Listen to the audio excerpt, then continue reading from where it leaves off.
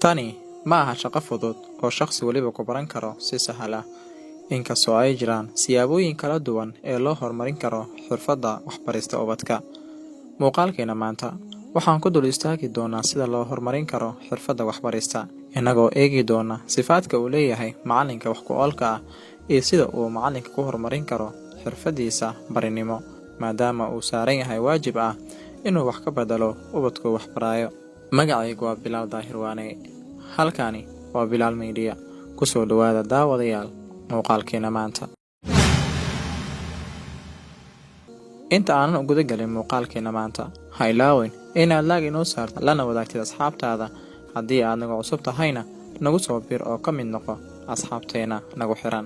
Mahadsanid. Marka laga soo tago macalinka aqoonta uu leeyahay maadada ama cilmiga uu bixinayo, waxaa laga maarmaan ah oo shaqadiisa ku qurxin karta xirfadda waxbarista teaching skills. Xirfadda waxbarista waa xirfadaha ugu adag caalamka uguna sahlan in lagu shaqeeyo. Haddii aad baratana ka caawinaysa inaad noqoto qof bulshadiisa ka dhex tilmaaman oo mar waliba lagu xisaabtamo. Muhiimadda ay leedahay barashada xirfadda waxbarista waxaa ka mid ah in macalinka si wanaagsan ula tacaamulo ardayda, daneeyo fahamkooda iyo qiimeynta heerarka waxbarashadooda. Macallimiinta wax ku oolka ah waxay saameyn togan ku leeyihiin ardayda oo ay adeegsadaan aqoontooda si ay u horumariyaan waxbarashada. Waxaan kula wadaagi doonaa daawade sifaadka uu leeyahay macalinka wax ku oolka ah. Sifada koowaad ee uu leeyahay macalinka wax ku oolka ah waxay noqonaysaa positive, inuu yahay mar waliba mid ka fiiriya dhinaca wanaagsan. Mar waliba ardaygiisa wax uu kula dhaqmaa dhaqan iyo dabeecad wanaagsan.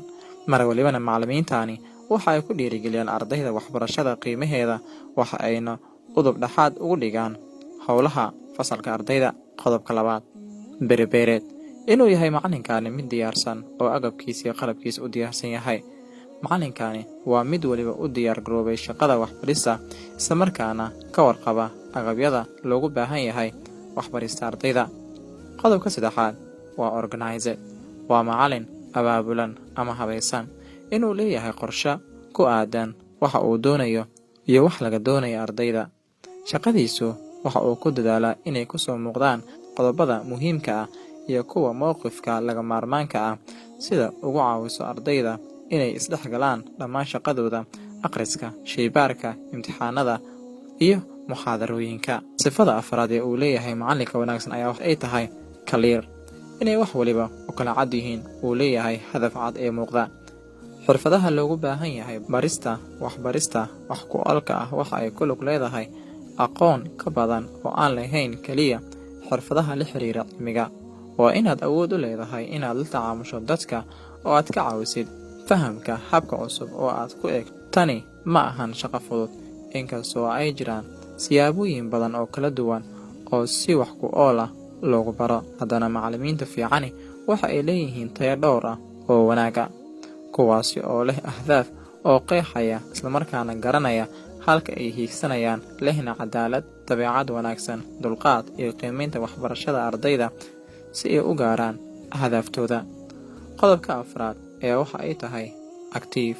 Macalinka wanaagsani waa macalinka mar waliba ku dadaala in ardaygiisa siiyo fikir fiican oo meel mar ah. Macallimiintan mar waliba waxay garan karaan xilliga habboon ee ardayga wax la barayo, si ay u soo jeediyaan yoolka ardayda. Waxa ay ugu sheekeeyaan waxyaabaha ardayda ay jecel yihiin, sida cashiro dhaqameed, wada sheekaysi iyo su'aalo isweydiin. Sidoo kalena waxa ay ka qayb qaataan xalinta dhibaatooyinka ka dhex jira fasalka. Macalinka wanaagsani mar waliba waxa uu ku fikiraa nolosha dambe ee ardayga, maadaama uu saameyn ku leeyahay habdhaqanka ardayga wax uu barayo. Macalinka wanaagsani waxa uu cad fursadaha filashooyinka uu ka qabo ardaygiisa. Macalinka wanaagsani waxa uu sidoo kale kaalmeeya ama caawiya ardaydiisa marka ay la kulmaan caqabado cusub, kuwaas oo ka hor istaagi karo geediga waxbarashada, taasi oo dhisaysa kalsoonida, dhiirigelinta, hal-abuurka, sahminta iyo horumarka ardayda. Qodobadan aan kor idinkugu soo xusay waa qayb ka mid ah qodobada ugu muhiimsan ee uu leeyahay macalinka wanaagsan ee wax ku oolka ah, taasi oo wax ka bedeli doonta jiilka mustaqbalka ee dalkeena Soomaaliya.